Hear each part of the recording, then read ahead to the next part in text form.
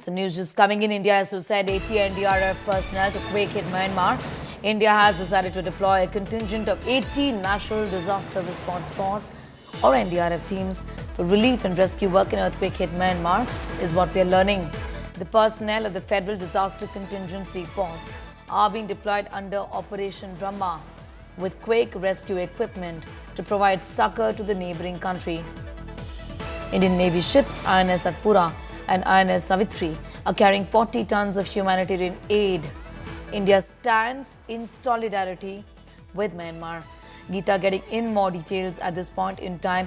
Geeta, as promised and rather as expected, India helping hand, lending a helping hand to Myanmar, which is completely devastated, isn't it?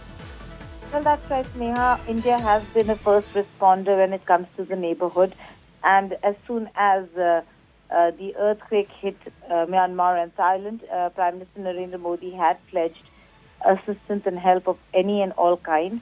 And by later that night, that is last night, supplies were sent to Myanmar. And now we're looking at National Disaster Response Force also being deployed for rescue operations. The situation in Myanmar, which was the epicenter of the earthquake, is rather dire.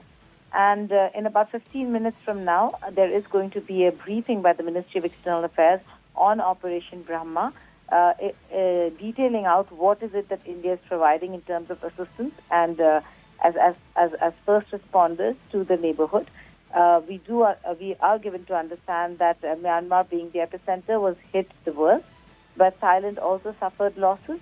Prime Minister Narendra Modi is due to visit Bangkok for the BIMSTEC summit on the 3rd and the 4th, and we'll have to see whether if that is still on schedule. The statement came of his visit after the earthquake hit, so it seems like right now things are on track. But BIMSTEC summit, whether if Thailand will be able to, Bangkok will be able to host or not, is something we are waiting to hear from Bangkok of. And in the meanwhile, assistance being provided, and in about 15 minutes from now, we'll have the Ministry of External Affairs detailing out what is it in detail as to assistance that's being provided to Myanmar, to Thailand. Bangladesh also felt the aftershocks in a major way, and so did the northeast of India, which is state of Meghalaya, bordering Myanmar. So it's a very, very tense situation for at least one country, but India providing not just supplies, but also personnel, 80 of them, to ensure that the pace of rescue efforts and